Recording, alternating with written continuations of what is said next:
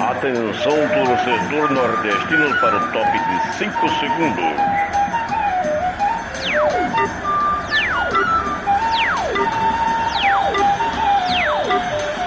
Sanhawa Produções e Sintonia Esportiva apresentam no ar Firula e Rapadura, um podcast sobre futebol e Nordeste. Apresentação de João Jales e comentários de Gabriel Itajara.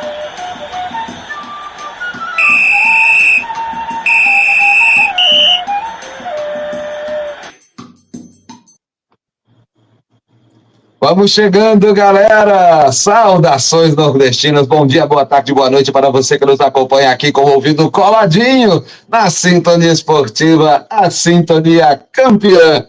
Vamos chegando para mais um episódio do meu, do seu, do nosso Firula e Rapadura, um podcast sobre futebol e Nordeste, por aqui invadindo o seu horário de almoço nas quartas-feiras, aqui na Sintonia Campeã. E eu sou o João Jales e chego para trazer aí as novidades do futebol nordestino, acompanhado do meu parceiro Gabriel Itajara. Saudações nordestinas, Biel! Opa, João, saudações nordestinas, bom dia, boa tarde, boa noite para todo mundo que estiver nos ouvindo aí. Outro final de semana agitado que precede um final de semana mais agitado ainda, muita coisa acontecendo, decisão aí na Série C, Série D definindo aí, últimas partidas para definir os acessos aí para a Série C também, Série A com o Nordeste aí, por pouco tempo, mas assumindo a liderança do Brasileirão, enfim, muita coisa acontecendo aí, e o futebol nordestino, como a gente costuma dizer, protagonizando os melhores momentos aí no futebol brasileiro. Exatamente, tá aí o nosso querido Gabriel Itajara, trazendo sempre pertinentes comentários aqui sobre o nosso futebol nordestino. E sempre lembrando o oferecimento dos nossos parceiros da Lojinha do Duran. Acesse @Lojinha do Duran no Instagram e faça o pedido da camisa do seu time do coração. Se você torce lá para o time de futebol, futebol americano, beisebol, basquete, você vai lá no perfil do Instagram, @Lojinha do Duran.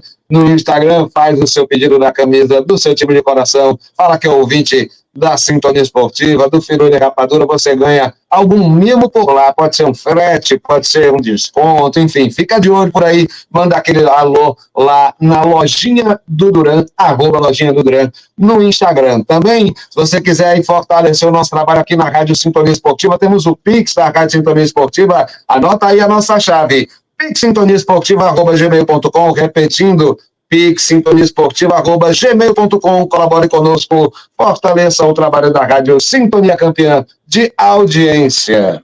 Vamos ao que interessa então, falar dos nossos queridos destaques do futebol brasileiro nas 4 divisões, porque olha, o futebol nordestino tá em alta, hein? Vamos que vamos, Biel. Detalhes que vamos trazer primeiramente hoje da Série D, porque chegamos na hora da verdade, é hora do jogo do acesso na 4ª divisão do futebol brasileiro. Chegamos aí à definição das quartas de final, 8 equipes continuam vivas, são 4 delas nordestinas, metade dessas equipes, e a gente tem a possibilidade de até 3 delas avançarem aí nesse mata-mata. Vamos então dar um repasse rápido aqui do que foram ali as classificações ali na fase das oitavas de final, como foi que se deu todo esse processo na Série D.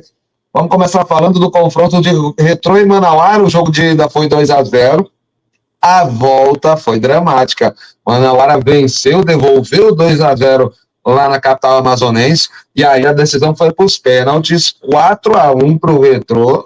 E aí, bom resultado, sobretudo para o Retrô, que sempre tinha problema na hora de cobrança de pênalti. Dessa vez a coisa desencantou, andou e foi para frente. Outro duelo entre nordestinos foi aí Altos do Piauí e 13, né? O jogo de ida foi no Piauí 1-0 para o 13. O jogo da volta, o Altos ganhou do 13, virou o jogo para cima do Galo da Borborema, fez 2-1, e aí decisão também por pênaltis. Aí o Galo se impôs, venceu por 5-3 na decisão por pênaltis, classificou-se também. Outro jogo envolvendo equipes nordestinas foi Manaus e Iguatu. O jogo de ida já tinha sido muita emoção, né? 2-2 na capital do Amazonas, e o jogo da volta também não foi diferente. O Iguatu conseguiu vencer com muita dificuldade o Manaus por 2-1 e selou aí sua classificação para o jogo do acesso para as quartas de final da Série D do Brasileirão. Outro duelo foi Itabaiana e Porto Velho. O jogo de ida também foi empate em 2-2, e a volta na capital de Rondônia, o Itabaiana empatou em 1-1, foi para a decisão por pênaltis e conquistou a vaga 4-2 na decisão por pênaltis para a equipe do Itabaiana.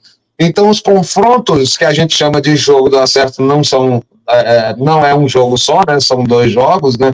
Jogo de ida e volta. Jogo do acesso são os seguintes: a gente tem aí Retrô versus Brasiliense, Anápolis versus Iguatu, Itabaiana versus 3 e Inter de Limeira versus Maringá. Temos 4 equipes nordestinas e pode ser até 3 delas avançando, subindo para a Série C. E aí a gente toma de conta mesmo da terceira divisão, né? Se a gente conseguir esse feito de 3 equipes conquistarem o acesso da quarta para a terceira. Gabriel Itajara, sua análise e também um pouco da prévia que você espera seja esse jogo do acesso.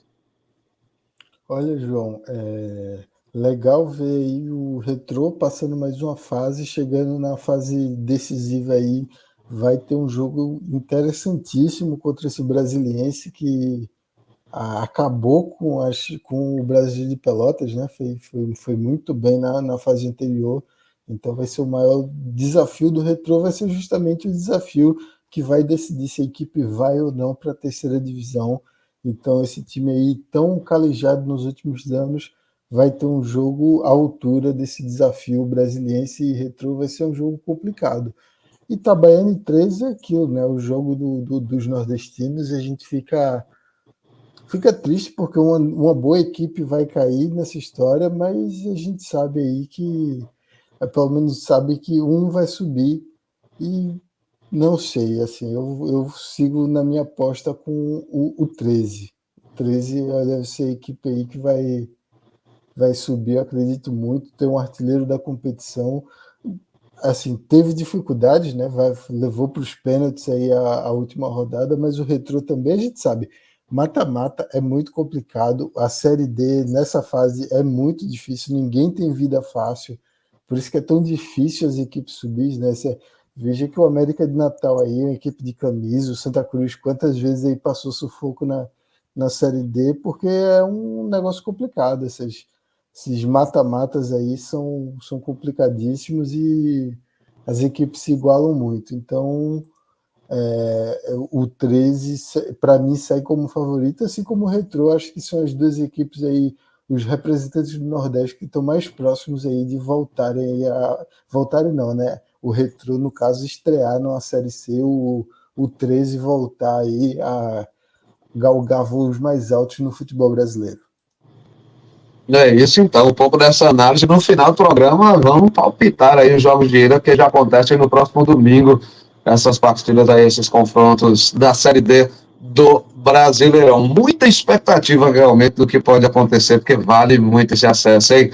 Vale muito esse acesso. Vamos agora subir uma escadinha por aqui nesse nosso destaque a respeito do futebol nordestino. Quem também está aí, ó, no frigir dos ovos, no momento de desfechos, de definições aí, a terceira divisão. Está terminando a primeira fase da Série C, né? Que são 19 jogos aí, um turno único, né? E a gente tem situações bem diferentes das equipes nordestinas que participam dessa disputa da Série C. Botafogo da Paraíba, o Belo, segue líder, soberano, tranquilo, calmo, sereno, classificado já algumas rodadas de antecedência.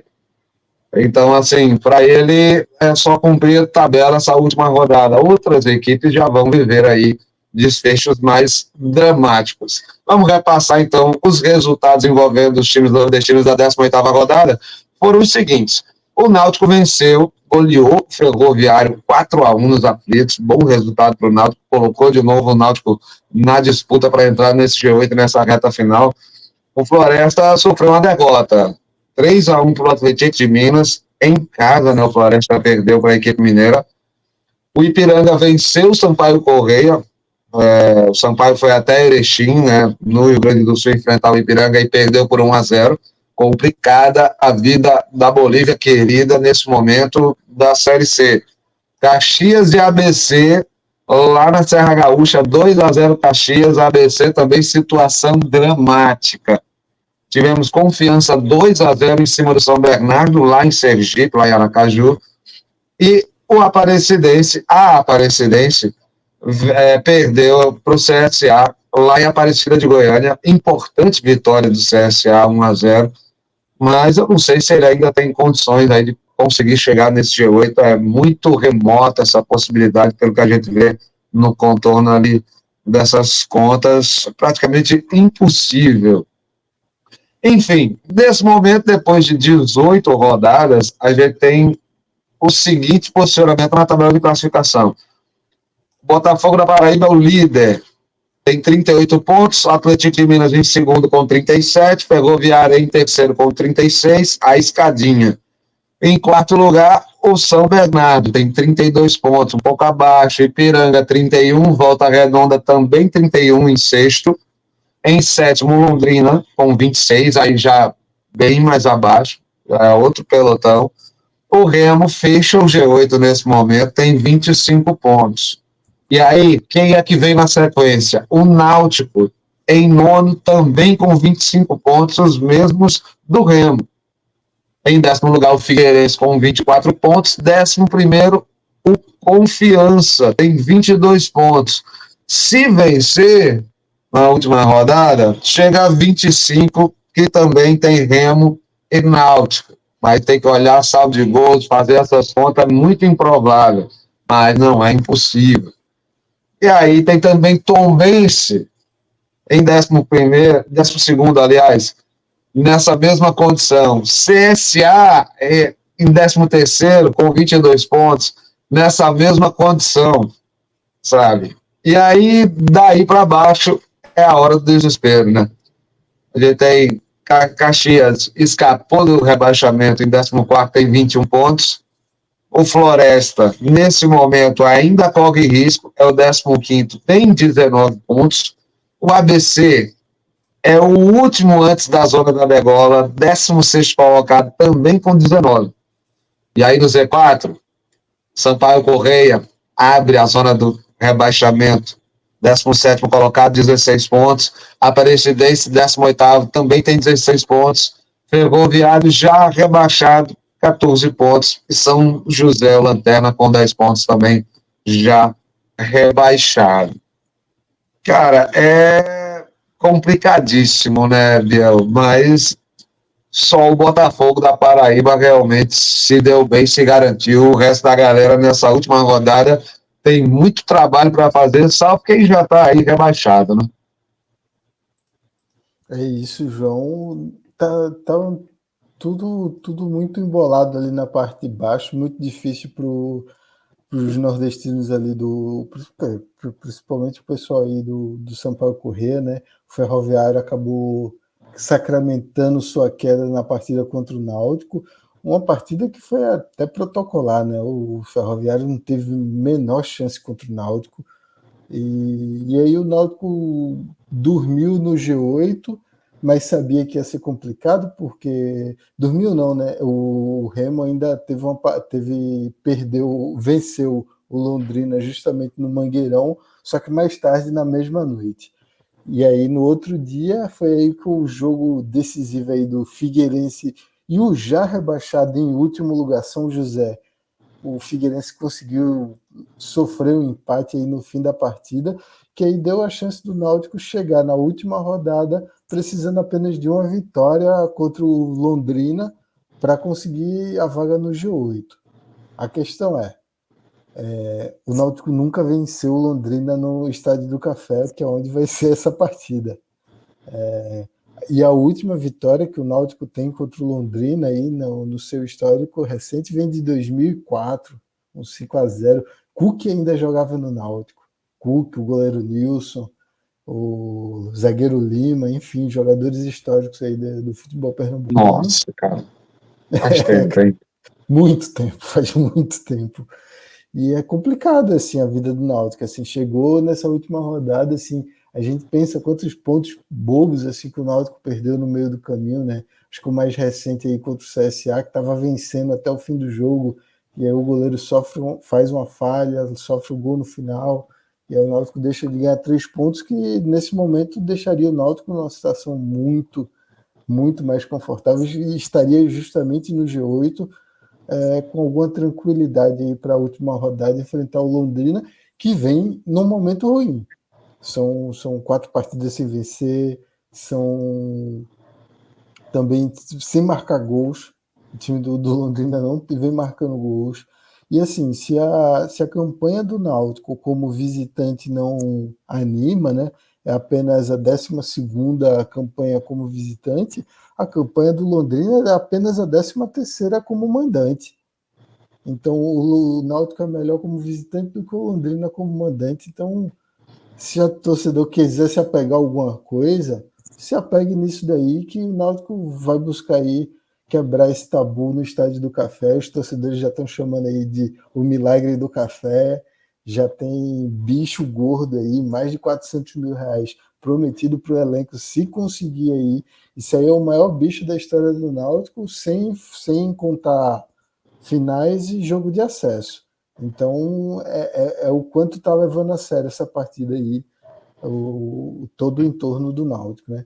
O lado positivo geral aí do futebol nordestino, a gente tem que falar do Botafogo da Paraíba, que venceu mais uma partida, venceu a Tombense. O Botafogo já não precisa mais estar vencendo essas partidas. Tudo bem que tinha perdido aquela para o Náutico, né? Pô, mas terminar líder na tabela é moral, né, cara? Exato, Vamos é moral. combinar. E E, isso o Botafogo precisa muito. Por tudo que já passou nesse histórico da Série C, tantas vezes que já bateu na trave, chegar com a confiança de quem termina uma primeira fase na liderança é fundamental para essa geração do Belo que está conquistando esse momento aí na Série C.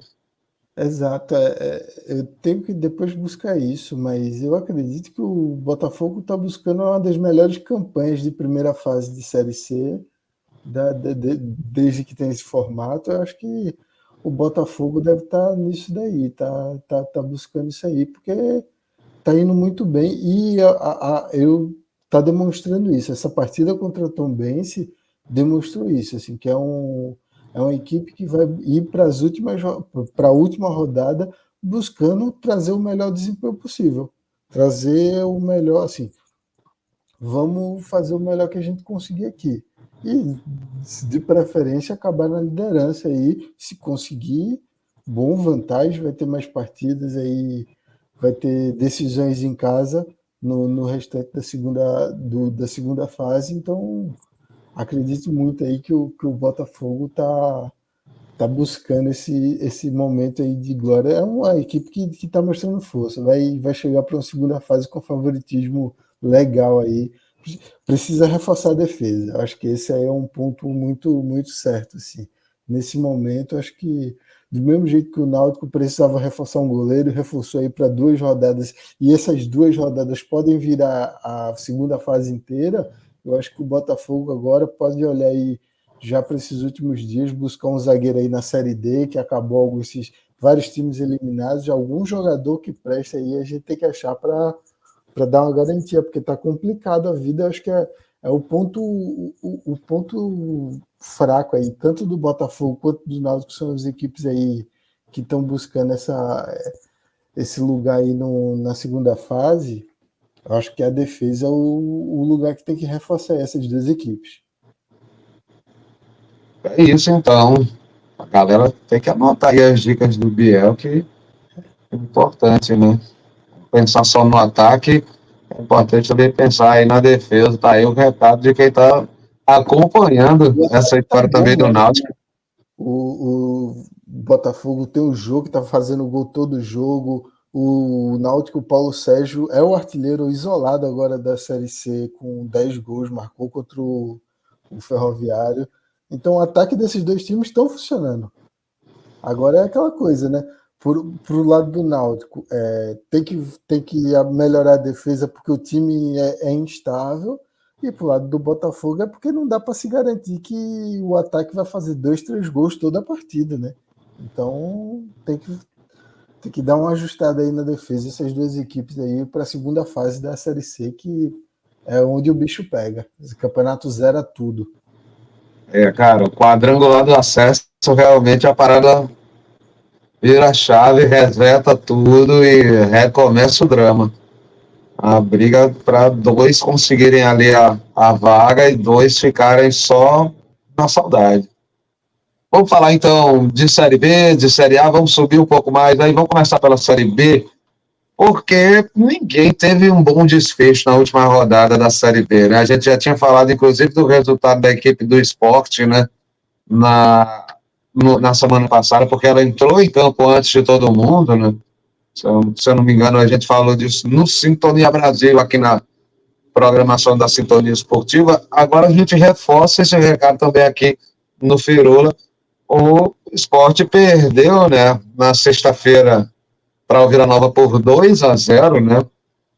Lá no gramado do Oba, né, do Onésio Brasileiro Alvarenga.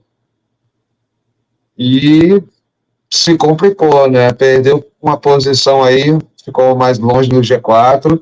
Ceará também foi derrotado em casa para o Mirassol, que assumiu a liderança do Brasileirão Série B. E o CRB foi até o Amazonas perder para a Onça Pintada por 2-0. Amazonas 2-0 em cima do Galo da Pajuçara. Todo mundo saiu perdendo nessa rodada. Nesse momento o Sport é o sexto colocado, tem 32 pontos, mas tem 2 jogos a menos, né? Ceará tem 29 pontos em nono. E 15º, CRB com 24 pontos e um jogo a menos. Gabriel Itajara, ninguém se deu bem nessa 21ª rodada da Série B, hein? Ninguém se deu bem, João. O Sport teve um confronto direto, não jogou nada, foi muito mal, acabou perdendo aí para o Vila Nova, ficou aí na sexta colocação, vai ter uma chance de se recuperar enfrentando o Curitiba. O Ceará, decepção, né? Não tem outra palavra para o que o Ceará fez, jogando em casa e perde para o Mirassol. Mirassol que, de fato, é uma boa equipe, mas é mais conhecida pelos seus bons resultados jogando em casa. Aí consegue uma boa vitória fora de casa, leva a equipe à liderança, né? Se aproveita também da derrota do Santos. Então, o Mirassol aí que vem surpreendendo, né? O time do técnico Mozart tá indo bem. O CRB que fica complicado aí, essa derrota para o Amazonas deixa o CRB numa posição que começa a observar os times da zona de rebaixamento se aproximar, principalmente se a gente contar que Guarani e Ituano são equipes que estão em um viés aí de alta. O Guarani é o lanterna, o Ituano já está na 17ª colocação, mas tem vencido as últimas rodadas e vão se aproximando aí do Botafogo, do CRB, que já é o 15º colocado, né? É uma posição apenas acima da zona de rebaixamento. Tem o Botafogo que separa o CRB, depois vem a zona do rebaixamento. Então, complicado demais a vida do CRB, que a gente estava contando aí como uma luta pelo acesso, depois de conseguir a final da Copa do Nordeste, degringolou. A recuperação que parecia que estava vindo, desandou, não aconteceu mais e o time está começando a Voltou aquele objetivo, né? Não cair, permanecer na Série B. Exatamente. E o Ceará fica nessa, né? São 2 derrotas consecutivas. Um time que quer brigar pelo acesso já se afasta de novo aí dos times do G4. O Sport segue ainda, tipo, foi uma derrota, é uma péssima derrota fora de casa. O time jogou muito mal, não é animador, mas são 2 jogos a menos e você ainda está a 2 pontos do G4. Então, querendo ou não, a vida do Sport é mais tranquila. Tem jogos aí a disputar, não são pontos garantidos, obviamente, a gente sabe que tudo pode acontecer nesses 2 jogos a menos, mas ainda tem esses 2 jogos a menos para disputar, tem poucos pontos de diferença, inclusive se o Sport vence esses 2 jogos a menos, consegue uma pontuação que igualaria até os líderes da competição. Então vamos ver aí, né? Vamos ver o que é que dá. Tem um jogo importante contra o Curitiba. Vamos ver o que é que o Sport consegue em casa com o trabalho do Guto Ferreira apenas começando. Tem críticas, porque é um trabalho mais defensivo do que o que costumava fazer o Sosso, né? Mas eu acho que em casa dá para o Sport conseguir um bom resultado. É isso, então. Fica também essa reflexão dessa rodada negativa para as equipes nordestinas na Série B. Vamos falar de Brasileirão Série A, porque, enfim, resultados adversos, o importante é que ninguém perdeu. Dessa vez todo mundo pontuou nessa rodada na Série A, as 3 equipes nordestinas, só que foram triunfos para os tricolores e um empate ali para o rubro-negro, meio agridoce, quase vitória, né? Na hora H, acabou tomando o gol de empate, inclusive a gente vai comentar mais sobre isso. O negócio é o seguinte, placares da 23ª rodada do Brasileirão Série A, o Grêmio recebeu o Bahia e aí perdeu por 2-0 para o Esquadrão, belo triunfo do Bahia como visitante, não foi na casa mesmo do Grêmio, né? Mas o Grêmio era o mandante, o Bahia era o visitante, então 3 pontos importantes aí nesse triunfo do Bahia. O Bragantino recebeu Fortaleza no Nabi Abichedid. Você acompanhou aqui na Sintonia Esportiva essa transmissão desse duelo. 2-1 para o Fortaleza, um jogo emocionante. O segundo gol do Fortaleza ali no finalzinho, com o Breno Lopes. Bem dramático também o duelo, mas pontos importantes para o Fortaleza, que dormiu na liderança, né, do sábado para o domingo, e inclusive vamos falar mais disso. E o Vitória 2-2 no Barradão com o Cruzeiro, e a gente também vai falar mais disso no segundo bloco. Eu queria que para esse primeiro bloco você se atente mais a esse Grêmio e Bahia, Biel. Cara, Rogério Ceni segue bem, né? É isso, João. O Bahia se recupera, né? Eu acho que o recorte interessante aí para a gente observar desse Bahia foi a classificação ali contra o Botafogo na Copa do Brasil, que depois a gente vai comentar também o sorteio que aconteceu, mas depois que classificou ali, o Bahia volta a vencer no Brasileirão e recupera o bom momento, né? Nesse momento chega à quinta colocação, vence fora de casa o Grêmio, vence bem, demonstra força. É o Bahia aí que a gente sabe que é um bom time, né? Tem força, tem tudo aí para conseguir essas vagas ali na Libertadores, que eu acho que foi onde a gente comentou aí o que é que esse time vai brigar no campeonato, né? Buscar as primeiras vagas na Libertadores ali. Se chegar perto e brigar com alguma coisa no título, ótimo, mas a pretensão é ficar ali numa zona de Libertadores tranquila, uma pré-Libertadores. O importante é conseguir chegar aí no principal competição continental, aí o objetivo do Bahia. Eu acho que tá por esse caminho, o investimento foi feito para isso e o técnico Rogério Ceni está caminhando aí para conseguir um ótimo feito, né? Sair de um time que na última temporada brigou para não cair, conseguiu escapar do rebaixamento na última rodada. Nessa temporada está na quinta colocação nesse momento. O lado do Vitória na Bahia, né? Tava tudo dando certo, tava tudo golaço do Alejandro, a gente tava muito feliz, mas aí o Cruzeiro reage, o Cruzeiro é um time perigoso, tem polêmica de arbitragem, mas é complicado. A vida do Vitória nesse momento aí na Série A tá complicado, a gente não tá com dificuldade de entender o que é que vai acontecer. Ainda está fora da zona de rebaixamento, né? Tá com o mesmo número de pontos do Corinthians, mas está fora da zona de rebaixamento. Vamos ver, vamos ver. É um time com menos investimento do que o próprio Corinthians, que o Fluminense, que tá jogando Libertadores e divide seu tempo. O negócio é conseguir se manter afastado ali do Atlético Goianiense e Cuiabá. E aí depois é ficar nessa briga aí com esses times mesmo. Torcer aí pro Internacional não conseguir se recuperar, porque o Internacional tá numa draga complicadíssima. Torcer para uma queda do Juventude ou do próprio Vasco. É mais ou menos por aí que vai ficar a briga do Vitória. Não tá fácil, tem que voltar a vencer em casa Eu acho que esse é o ponto aí principal que o Vitória precisa observar. Voltar a vencer em casa. É isso, então. Aí um pouco dos comentários do nosso querido Gabriel Itajaro, desses destaques dos nordestinos nas 4 divisões do Brasileirão, reta final de Série D, reta final da primeira fase da Série C, e aí também o desempenho nordestino na Série B e na Série A do Campeonato Brasileiro. Nós vamos finalizando esse nosso primeiro bloco aqui do Firula e Rapadura. Não sai daí que a gente volta já já. Este é o meu, seu, nosso Firula e Rapadura, um podcast sobre futebol e Nordeste.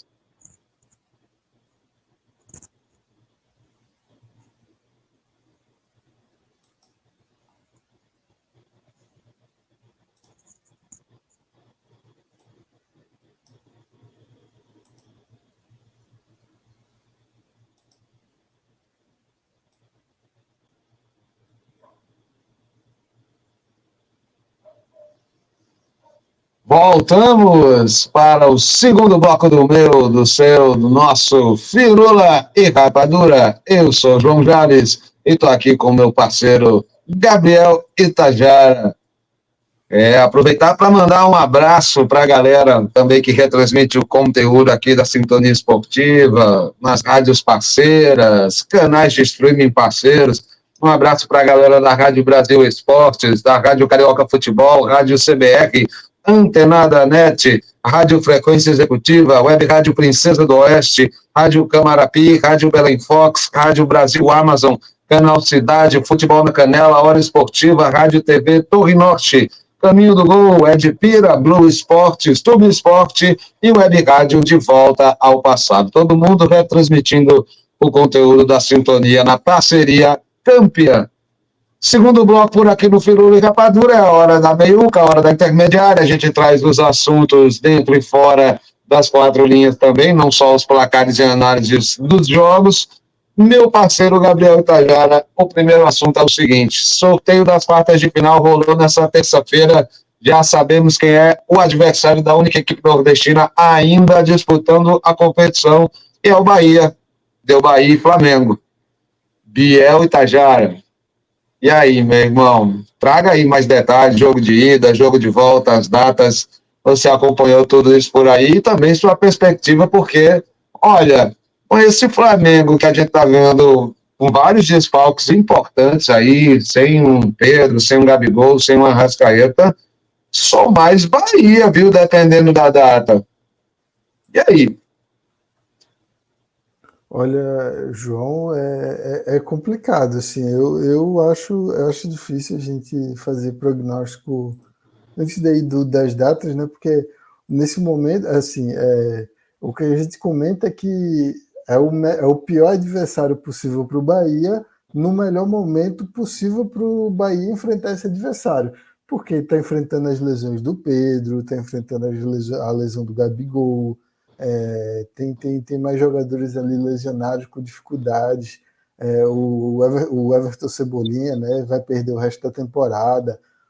Acabou de contratar o Michael, né, mas, enfim, não sei o quanto é que ele vai ter tempo para contribuir para essa partida contra o Bahia, que aí está marcado aí no dia 28 de agosto e 12 de setembro, esse Bahia e Flamengo, jogo de ida em Salvador, volta Então já é semana que vem.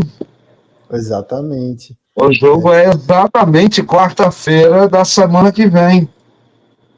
Exatamente. Olha, Dá não para o sei Bahia não, hein? aí jogando em casa, dá uma pressãozinha aí no Flamengo desfalcado, com dificuldades, e conseguir uma boa vitória para tentar chegar ali no Maracanã e fazer aquele jogo de amarração, né? Fazer aquele jogo de segurar a bola e conseguir se defender de um Maracanã lotado, de um Flamengo que tem muita qualidade. Eu não consigo tirar o favoritismo do Flamengo dessa partida. Assim, por mais que o momento assim pareça estar melhor para um lado do que para outro, eu acho que o Flamengo é o melhor elenco do Brasil, né? Tá nesse momento de dificuldade justamente, mas tem jogador para colocar, pode aparecer. Tem os garotos da base que, nesses momentos, às vezes aparecem muito bem. E não é como se os jogadores que vão entrando fosse qualquer Zé Ruela, né? São jogadores de bom nível, ainda tem bons jogadores ali, né? Tem o Bruno Henrique ainda, tem o Gerson, tem o De La Cruz. São jogadores de um nível que tem capacidade muito bem de complicar a vida do Bahia.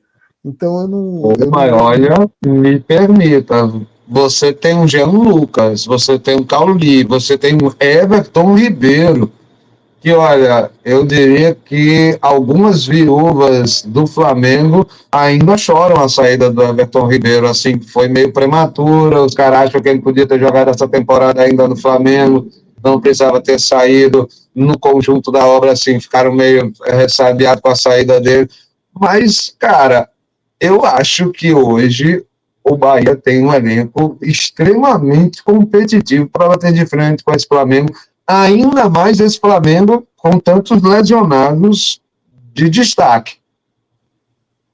É isso, eu acho que vai bater de frente. Eu acho que não vai ser fácil para o Flamengo. Eu acredito que o Bahia tem toda a capacidade de conseguir. Mas eu ainda acho que o Flamengo parte com um favoritismo por ser o Flamengo, por ter mais tempo de estrutura, por ter um técnico como o Tite, que, querendo ou não, ele ainda é mais treinador que o Rogério Ceni. Ele é um treinador que a gente tem que respeitar nesse nível de competição, né, em Copa. Acho que o Tite em Copa ele já demonstrou que ele sabe jogar esse tipo de campeonato. Eu não consigo dar favoritismo para o Bahia, mas eu acredito demais na capacidade dessa equipe, porque aí, ó, se o Bahia vence se o Bahia passa aí o Flamengo, eu acredito que o Bahia está numa boa posição aí para vislumbrar o título da Copa do Nordeste, da Copa do Brasil. Não é nenhuma loucura aí. Não Eu é acho que é o nenhuma. grande jogo do Bahia, é esse duelo contra o Flamengo. Independente do resultado de Corinthians e Juventude, que era no emparceramento que ficou o sorteio, né? Na semifinal, o Bahia pega o vencedor de um desses dois se passar pelo Flamengo. Eu diria que, com respeito, lógico, ao Corinthians e ao Juventude, cara, o jogo que define para o Bahia se chega na final ou não é isso contra o Flamengo, e não a própria semifinal. Mas eu diria também que fica também aquela reflexão do seguinte: a gente tem o Rogério Ceni, que é um baita técnico, e a gente tem o Tite, que também é um baita técnico, dois grandes comandantes. Mas eu te digo uma coisa: se o Bahia é eliminado pelo Flamengo na Copa do Brasil, o Ceni segue o trabalho dele. Se o Flamengo for eliminado pelo Bahia, o Tite é demitido. Você concorda comigo? Eu acho que é bem por aí. É muito complicado, é muita pressão aí no Tite. As escolhas dele aí, principalmente, né, naquelas rodadas ali de Copa do Brasil contra o Palmeiras e jogos do Brasileirão, que ele poupou jogadores no, no, no Brasileirão para jogar, para priorizar a Copa do Brasil, deixou um desgaste muito grande com a torcida. Muita gente não entendeu legal, achou complicado. Eu consigo entender essa escolha pela Copa do Brasil. Ainda é o torneio de maior dinheiro, né, de maior premiação, então faz sentido. E é teoricamente mais simples você vencer esses mata-matas, é um caminho mais curto para conseguir uma boa quantidade de dinheiro, e eu acho que não é normal. E assim, esse tipo de diretriz, quem manda é a diretoria. A diretoria diz qual é a prioridade. Eu acho que nenhum técnico que decide isso no Brasil. A diretoria diz, ó, a prioridade entre brasileiro e Copa do Brasil, Copa do Brasil. Lógico que quando você tem um elenco vasto como o do Flamengo, seu time reserva é Bruno Henrique e Gabigol. Fica um pouco diferente, né? Fica um pouco diferente essa concorrência aí. Mas vamos ver. Eu acredito demais aí na capacidade do Bahia. Vamos torcer. Eu acredito que chegou aí. chegou, passou do Flamengo, ele vai chegar como favorito, seja contra o Corinthians, seja contra o Juventude. Assim, eu falo com alguma tranquilidade. Alguma tranquilidade. É isso, então, essa perspectiva, né? Vamos ficar nessa, então, aguardando essas cenas dos próximos capítulos. Ainda temos uma semana pela frente. Próxima quarta-feira a gente fala mais desse duelo de Bahia e Flamengo, porque tem muita coisa, né? Rende muita coisa durante uma semana, principalmente do lado do Flamengo, né? Essa expectativa que o Flamengo está de tentar aí reaver esses quadros de destaque no seu elenco. E é isso, né? De um tricolor, vamos passar para outro. Vamos sair do Bahia para falar do Fortaleza, porque a gente falou na semana passada, mas a gente teve como tema central os nordestinos que conquistaram medalha, que participaram dos Jogos Olímpicos de Paris 2024, ficou meio que para segundo plano. Essa semana, a gente traz como destaque de capa do nosso episódio. Vojvoda tem um plano. O negócio é o seguinte: Fortaleza entra na briga pelo título do Brasileirão a partir de agora, porque vamos trazer aqui algumas informações importantíssimas para a gente refletir sobre isso, porque, enfim, eu acredito que a gente pode trazer esse debate para a mesa. A vitória fora de casa contra o Red Bull Bragantino por 2-1, o Lion chegou aos 45 pontos. Jogou antes do líder Botafogo, chegou a sentir o gostinho da liderança, dormiu do sábado para o domingo na primeira posição da tabela de classificação do Brasileirão. Esse resultado em Bragança Paulista foi o 10º jogo invicto do Fortaleza em sequência. Então, são 8 vitórias e 2 empates desse intervalo. Fortaleza também, hoje, é o clube brasileiro que mais entrou em campo nessa temporada de 2024. Para você ter uma ideia, são 54 jogos que o Fortaleza foi a campo. O Botafogo foi 53 jogos. Palmeiras jogou 51 vezes. Flamengo, 48. Veja bem, apesar dessa agenda, a gente olha para o elenco do Lion e tem menos...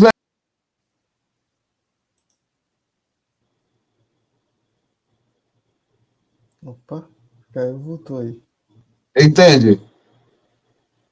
Tem menos que o próprio Flamengo. Menos lesões que o próprio Flamengo, né? O Fortaleza, inclusive. Aí, fora das 4 linhas, a gente também tem outros dados, outros fatos. Fortaleza virou SAF. Começou a acumular crédito, não precisou se vender para nenhum investidor externo, garantiu ali uma política financeira interessante para o clube, responsável, contratou jogadores de nível de seleção na América do Sul. A gente tem jogadores aí no Fortaleza que foram convocados por suas seleções. É bom a gente lembrar disso também. A gente teve a modernização desse centro de treinamento do Fortaleza também. Ou seja, em uma década, o Fortaleza saiu da Série C da 3ª divisão para disputar uma final de Copa Sul-Americana. Menos de uma década. Aí a gente traz... Vojvoda é um dos mais longevos do futebol brasileiro, ali entre os técnicos. Entre os gringos, com certeza, tá no top 3 ali, tá ele, o Abel Ferreira e o Pedro Caixinha. A gente tem o Renato Gaúcho também como brasileiro, então eu diria que esses são os 4 mais longevos do futebol brasileiro. E olha, nesse tempo que o Vojvoda tá no comando do Fortaleza, 2021 para cá, ele teve 3 títulos cearenses, e aí ele garantiu uma sequência de pentacampeonato estadual, que o Fortaleza vinha atrás há um bom tempo. Ele conquistou 2021, 2022, 2023, e ganhou 2 Copas do Nordeste, 2022 e esse ano, 2024. Campanhas marcantes e de prestígio nas competições internacionais. Chegou nas quartas de final da Libertadores, foi vice-campeão da Sul-Americana. Cara, com todo esse respaldo, a gente faz essa pergunta. Biel, e aí, para você, o Fortaleza chegou para brigar pelo título do Brasileirão? É esse o plano do Vojvoda?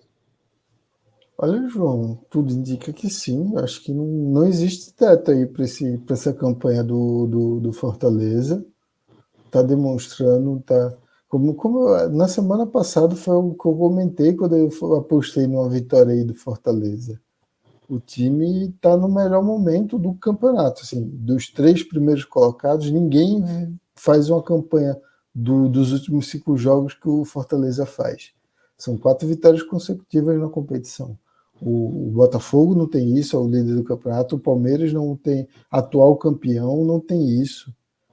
Tá 4 pontos atrás aí do Fortaleza. Então o Fortaleza tá brigando pelo título, tá demonstrando força.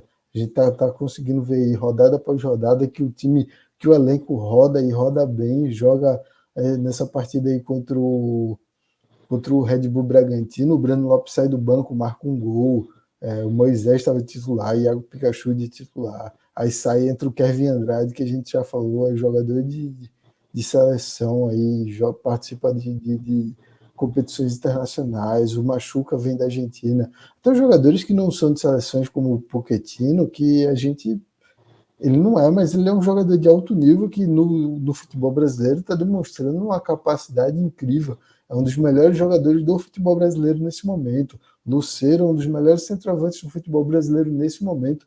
Está lesionado e aí o Renato Kaiser tá conseguindo suprir bem a ausência aí do Lucero, mas é um craque, assim, dos artilheiros do Brasil, Lucero. Então não tem muito o que a gente dizer, né? O time tá na briga e eu acho que vai brigar também pela Copa Sul-Americana. Eu acho que esse é o outro. Tá nos dois, não parou, não. Eu acho que o empate fora de casa ali contra o Rosário Central deixa o Fortaleza numa situação assim que não é de todo mal, não, para jogar em casa, enfrentar um time que o Fortaleza é melhor.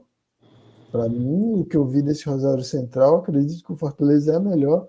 Então, veja aí, o Fortaleza segue aí para chegar na quarta final de Sul-Americana, mais uma vez, vai buscar provavelmente aí para uma final igual fez o ano passado, e está buscando a liderança aí dessa Série A, que não vai ser fácil. A gente está falando de um Botafogo que fez as maiores contratações do futebol brasileiro de todos os tempos nessa temporada. Trouxe o Luiz Henrique, um craque revelado do Fluminense que estava na Espanha. Aí trouxe o Almada, que é uma revelação do futebol argentino, é um dos prospectos assim. Nível o Luciano Rodrigues, que o Bahia contratou, de jogadores de futuro do futebol sul-americano, possivelmente que a gente esteja falando do Rodrigues e do Almada daqui a uns 5 anos como os craques das suas seleções, e o Botafogo tem isso, né? Não vai ser fácil a vida do Fortaleza nessa briga. Não só do Botafogo, né? Isso aí estamos falando do líder, mas para segurar a posição em cima do Palmeiras do Abel Ferreira, que é o atual campeão brasileiro e que tem costume de arrancar na tabela o Flamengo do Tite, de grandes jogadores. Enfim, a vida do Fortaleza está longe de ser fácil, está longe de ser esse time vai conseguir, mas não existe teto aí para o trabalho do Vojvoda e ele parece ser ambicioso nesse nível aí. É o que a gente falou de falta de mobilização, ele conseguiu virar a chavinha aí dessa equipe para eles entenderem que o Brasileirão é possível. E aí, essa equipe mobilizada, a gente viu, eles ganharam do Flamengo fora de casa. Vamos lembrar daquela rodada quando eles ganham do Flamengo fora de casa, e aí depois eles vão e ganham do Palmeiras no Castelão. O Fortaleza é um time que consegue essa posição nesse momento dos começos do segundo turno, inclusive porque conseguiu vencer os grandes, porque conseguiu vencer Flamengo, porque conseguiu vencer Palmeiras, porque demonstra essa força contra os times. Então não vai ser assim, não tá nada ganho para o Fortaleza conseguir, mas é os outros times que vão ter que suar um dobrado aí para conseguir tirar o Fortaleza das primeiras colocações. Vojvoda, ele encontrou a fórmula aí de fazer essa equipe brigar nessas duas frentes, Campeonato Brasileiro e Copa Sul-Americana.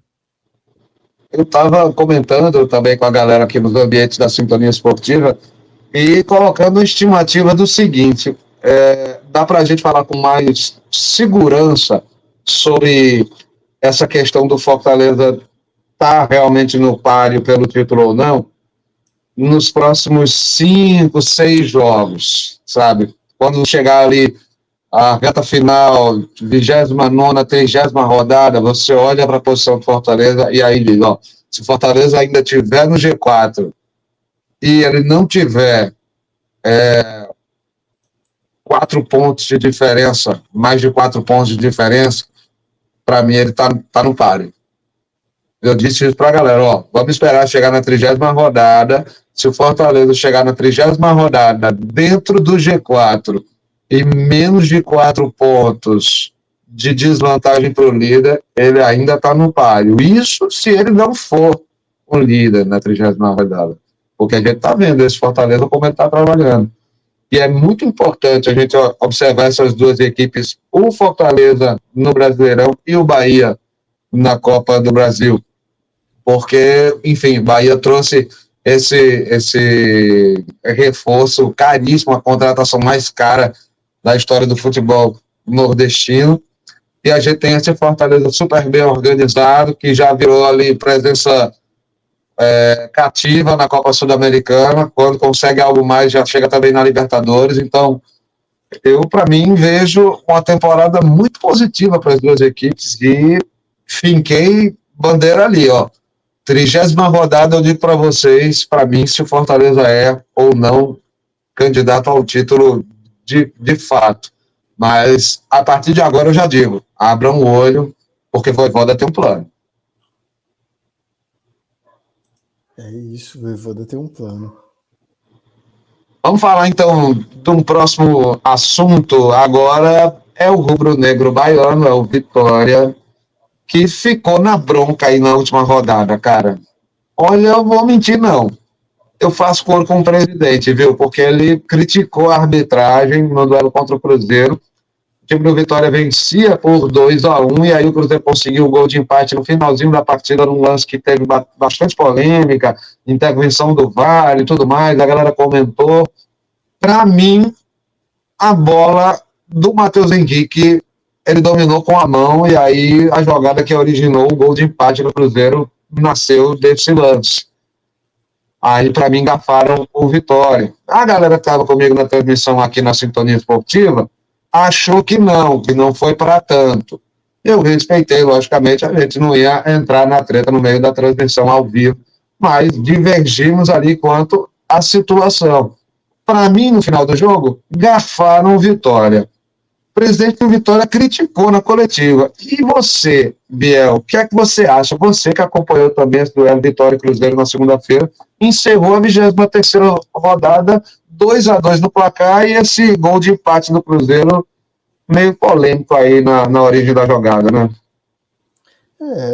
É complicado, assim, eu tenho muita dificuldade de entender no futebol do ano de 2024 o que é marcação de falta ou pênalti com bola na mão ou mão na bola, porque toda hora o critério muda, toda hora vai mudando as interpretações, assim, eu acho que olhando assim, eu não tenho como não dizer que eu senti que o Vitória acabou sendo prejudicado pela escolha e pela falta de critério da arbitragem. Assim, achei complicado a escolha, mas é aquilo como eu também estou falando. Assim, pode ser que essa falta de critério hoje esteja prejudicando o Vitória e amanhã beneficie o Vitória de uma forma que a gente não entende.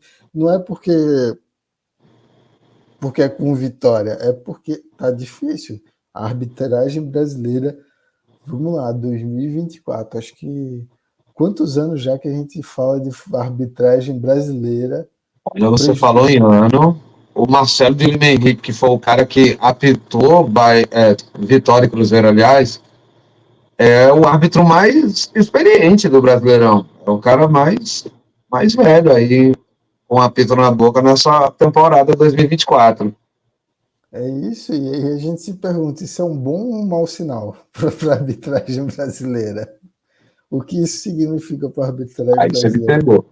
Há quanto tempo o Marcelo de Lima Henrique vai fazendo arbitragens contestáveis no Campeonato Brasileiro? Todos os times, assim, se tem uma praxe de todo ano no futebol brasileiro, é o time dizer que foi prejudicado pela arbitragem e dizer que é contra tudo e contra todos. É tanto time que luta contra tudo e contra todos nesse Campeonato Brasileiro que é difícil. É muita teoria da conspiração também, né, cara? Porque fica parecendo que você tá lutando, correndo atrás do próprio rabo. Pois Inventando inimigos imaginários também, às vezes. Mas, nesse caso do Vitória, nesse específico desse confronto contra o Cruzeiro, eu tô com o presidente do Vitória, viu? Eu achei que foi mão do Matheus Henrique, sim, cara. Fiquei meio assim na transmissão na hora, nossa, cara, amorteceu, sabe? A bola bateu na mão dele, amorteceu, facilitou o domínio dele na bola na hora. Eu acho que não tem discussão que foi na mão. Acho que a discussão é o que é que os juízes marcam hoje em dia nesse tipo de lance. Eu marcaria. Eu acho que interferiu no lance. Mas toda semana, quantos lances de bola na mão aí tá acontecendo? Acho que a gente vê todo final de semana um lance desse, aí uma semana é falta, outra semana não é falta, outra semana é falta, outra semana não é falta. E eu não sei o critério, eu não sei. Eu vejo, eu digo, tá, hoje o juiz acordou achando que é. Amanhã ele vai acordar. Ele podia esclarecer isso, né? Mas as coisas estão tão difíceis que até o site da CBF está fora do ar, né, cara? A gente não consegue ver a tabela. O site da CBF é um caso à parte. Acho que não tem um jornalista no Brasil que nesse momento não esteja revoltado. Eu não sei, você conseguiu aprender como é que eles estão driblando a falta de capacidade deles de resolver o problema? Eu não acho que é falta de capacidade, não. Aí vem mais teoria da conspiração, galera que fala no off, nossa, isso nunca aconteceu no sistema da CBF, é porque tem muita gente grande ali perto da zona da degola na Série A, e aí os caras deram um jeito de tirar ali as coisas para não ficar muito na cara e tal, de repente uma súmula ali escrita à mão, como está sendo agora, pode provocar polêmica, não tem mais aquela coisa digitalizada, isso está tretando, bicho. E aí, uma coisa puxa a outra. Nesse sentido, o presidente do Vitória, quando ele fica na bronca dessa coisa de arbitragem, quando você vê, por exemplo, o Palmeiras reclamando o que foi que o árbitro escreveu na súmula à mão, sabe? Querendo contestar, querendo que ele prove no Tribunal de Justiça Desportiva aquilo que ele colocou na súmula. Cara, mas ele não é o árbitro, ele não é o juiz. Então, assim, como é que você vai pedir para que o cara que julga prove aquela coisa? O fato existe e ele julga. Então, assim, é muito confuso como toda essa coisa se desenrola, e essa coisa da CBF também, desses problemas, dessa fase meio atribulada, isso tudo contribui. Isso dá mais vazão para comentários como do presidente do Vitória, que não deixa de estar certo para mim. Não deixa de estar certo mesmo. E aí tá uma bagunça, né? Eu acho que a questão do site da CBF, eu acho que é a cereja do bolo dessa gestão complicadíssima que vem fazendo aí o Edinaldo. É difícil, né? Temos aí um presidente baiano que podia estar prestando melhor e mais atenção para o futebol nordestino. Está trazendo uma marca muito infeliz aí na gestão dele na Confederação Brasileira de Futebol. Cara, complicado. Se for me pedir um nome nordestino aí para a CBF, eu penso logo no Marcelo Paes, do Fortaleza. Não. Deixar o Marcelo Paes lá no Lion, tá bom para lá, vamos ficar tranquilo. É isso, vamos finalizar esse nosso segundo bloco. Daqui a pouquinho, depois do intervalo rapidinho, a gente volta para o nosso terceiro e último bloco, logicamente com os nossos tradicionais palpites. Eu diria que hoje nós temos a maior lista de palpites da história do Firula e Rapadura. Não sai daí que a gente volta já já. Esse é o nosso Firula e Rapadura, um podcast sobre futebol em Nordeste.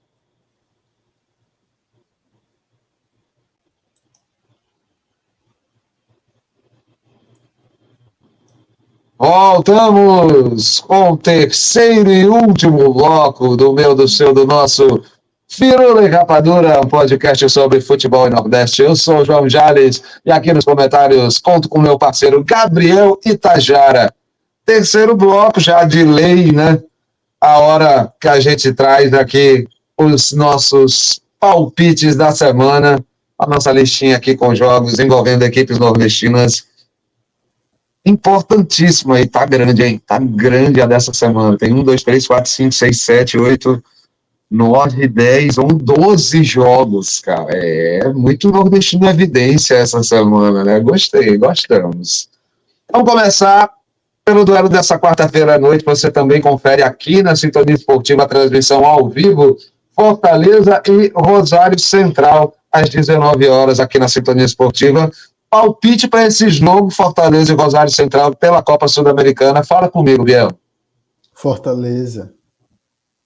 Não tem outra, né? É o Lion, bichão. Não tem jeito.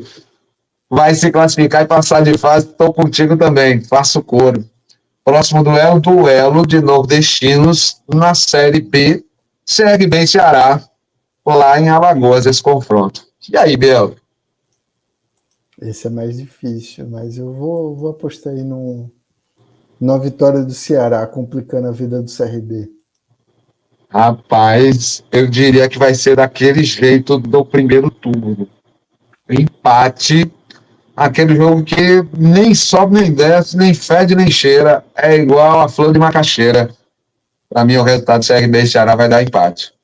Próximo confronto, também Série B, você tinha falado dele, destacado ele lá no primeiro bloco, quando falou do desempenho das equipes na Série B, Sport e Coritiba, mando de campo do Sport Recife. E aí, o que é que você acha, Biel?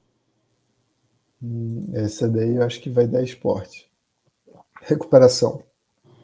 É, né? Otimista. Eu vou de Sport também. Leão Pernambucano fatura 3 pontos em casa. Próximo confronto vale muito, vale um sonho quase que impossível para o CSA, que vai enfrentar o Caxias. O jogo acontece em Alagoas, duelo da Série C. Eu acho que vai dar empate. Esse vai dar empate. É isso, né? CSA não chega no G8. Eu acho que ele vence o jogo, mas não chega no G8, não. Lamento, torcida azulina, mas é fato. Londrina e Náutico também pela Série C, duelo lá no Estádio do Café. Você já falou o milagre do café. Você acredita nesse milagre do café, o Náutico lá? Eu acho que vai dar para o Náutico, sim. O momento diz que um está em viés de alta, outro de baixa. Vai dar Náutico nessa partida. Acendam as velas, torcida do Timbu. O milagre do café será possível, sim. Pode queimar café, galera. Fazer aí a simpatia, vai dar certo, se é que você me entende, né?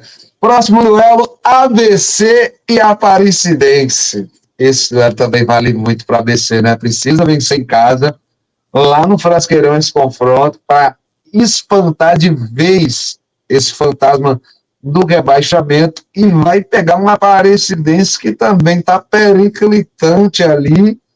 Enfim, a situação da Aparecidense não é a mesma dos nossos queridos nordestinos, mas também não está muito fácil não, né? Está precisando vencer para sair da zona de rebaixamento.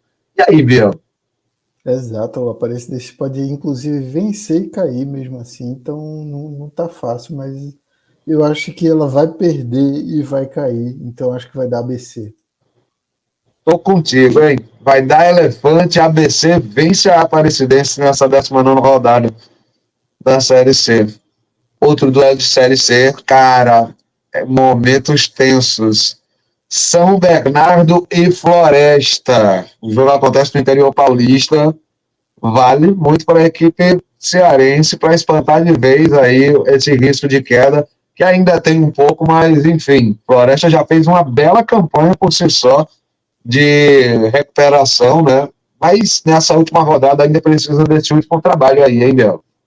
É isso, eu acredito que o professor Marcelo Cabo vai ter capacidade aí de vencer, escapar do rebaixamento e deixar aí o São Bernardo, que vem de 2 derrotas consecutivas, perder a terceira e começar a segunda fase aí com esse mau momento. Né, de repente, esse duelo aqui, rapaz, é de partir o coração, viu? Sampaio Corrêa e Confiança pela Série C. O duelo acontece lá no estádio Castelão, em São Luís do Maranhão, e o Sampaio precisa desesperadamente da vitória. O Confiança pode vencer e não chegar no G8, mas também uma chance muito improvável isso pode acontecer. Biel, o que é que você acha desse confronto, hein? Eu acho que o Confiança do professor Mazola Júnior vai vencer, não vai classificar para a segunda fase, mas vai vencer e vai ser aquele negócio, né? Aí vai deixar o ego do professor Mazola lá em cima, ele dizer que vai chegar a uma pontuação parecida com o G8, assumindo Confiança, que ele pegou ali time já perto da zona de rebaixamento, né? Vamos lembrar aí que o Mazola recuperou esse time do Confiança. Infelizmente, o Sampaio Corrêa vai acabar caindo aí para a Série D. Eu não queria isso pro Sampaio, não, cara. Vai ser difícil esse jogo. Eu acho que o Sampaio vence, mas vai ter muito choro, muito desespero. Vai ser um jogo apertadíssimo aí pro Bolívia Querida permanecer na terceira divisão do futebol brasileiro. Mas eu aposto no Sampaio Corrêa. Eu estou mais esperançoso do que propriamente confiante aí nesse meu palpite do Sampaio vencendo Confiança nessa 19ª rodada. Vamos subir agora de patamar, vamos falar da Série A Brasileirão, duelo de gente que está lá em cima, Bahia e Botafogo, na casa de apostas Arena Fonte Nova, em Salvador. E aí, Biel? Olha, essa é difícil, viu? Vou torcer pelo Bahia, mas estou achando que vai dar um empate. Cara, eu também vou de empate, viu? Acho que empate é perfeito para o Fortaleza. Vamos de empate nesse jogo do Bahia. Ajuda aí, né? Um tricolor ajudando o outro. Eu vou também nesse palpite aí de Bahia e Botafogo. Agora é a hora, na verdade, palpites do jogo de ida envolvendo nordestinos no confronto do acesso da Série D para fechar essa nossa sequência de palpites da semana. Começando por Retrô e Brasiliense. Esse é o jogo de ida. E aí, meu irmão? Mando de campo do Retrô, Biel. É isso, o jogo vai ser inclusive pertinho aqui de casa, na Arena Pernambuco. Eu acho que vai dar Retrô. É isso, então. Vou com você, cara. Esse jogo da ida, o Retrô ganha. E vai botar 2 gols de diferença, viu? Brasiliense que o último jogo da volta. Itabaiana e 13, você já tinha começado a tricotar um pouco ali sobre esse palpite no começo do programa, mas agora quero mais detalhes. Eu acho que o 13 vai, inclusive, vai classificar, mas o jogo de ida vai ser empate, esse Itabaiana e 13 aí. Itabaiana vence. Para mim, esse é o palpite desse jogo. A Baiana vai vencer, vai botar aí pelo menos 1 gol ou 2 de diferença, vai tentar jogar pelo empate lá em Campina Grande. Não teve clubismo, não. Não teve clubismo nenhum, não. O fato de eu ser torcedor do Campinense não influencia em maneira alguma meu palpite do Itabaiana contra o 13. Para encerrar essa lista de palpites, né? A gente tem Anápolis e Iguatu. O jogo de ida vai ser lá em Goiânia, ou lá no interior de Goiás. E a volta, o mando de campo é do Iguatu. Cara, Anápolis e Iguatu. Fala, Biel. É difícil, é difícil. Eu acho que na primeira partida vai dar Anápolis. Eu também acho, viu? Eu acho que de todos os nordestinos, o Iguatu é o que tem menos chance de avançar aí. Vou com o Anápolis também na vitória. É isso, galera. Finalizamos então a nossa lista de palpites da bancada. Finalizamos também o nosso Pirula e Rapadura desta semana. Agradecemos demais a sua audiência aqui na Sintonia Esportiva, a Sintonia Campeã. Você pode ficar por dentro também do nosso conteúdo lá no nosso Instagram, também lá no nosso TikTok, cara, você segue a gente lá, @Firula e Rapadura, e aí você fica por dentro de todo o nosso conteúdo, né? Você também quiser aí seguir a Sintonia Esportiva nas redes sociais, procura também a Sintonia, tá lá no Twitter, né? No ex-Twitter, no Instagram, no Facebook, no TikTok, no canal do YouTube, logicamente, né? Sintonia Esportiva Rádio, todos esses canais aí das redes sociais, segue lá a Sintonia Esportiva. Você também, se quiser fortalecer o nosso trabalho, pode fazer doações, tem 2 chaves diferentes para você escolher, pode fazer pelo pixsintoniaesportiva@gmail.com ou pelo pix do nosso programa firulaerapadura@gmail.com. Pode também fazer a doação pelo nosso PicPay, @firulaerapadura, encontra a gente por lá. Gabriel Itajara, meu parceiro, é um prazer enorme dividir essa bancada virtual com você aqui, mais um episódio do Firula e Rapadura, Biel.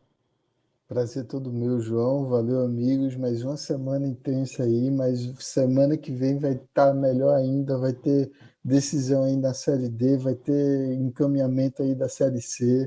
Vamos ver o que está acontecendo com o Lion. Vamos ver como é que foi esse Bahia aí nos próximos jogos. Enfim, muita coisa acontecendo. Futebol nordestino, mais uma semana aí nos mais comentados do futebol brasileiro. É isso, então. Então, galera, nós vamos ficando por aqui.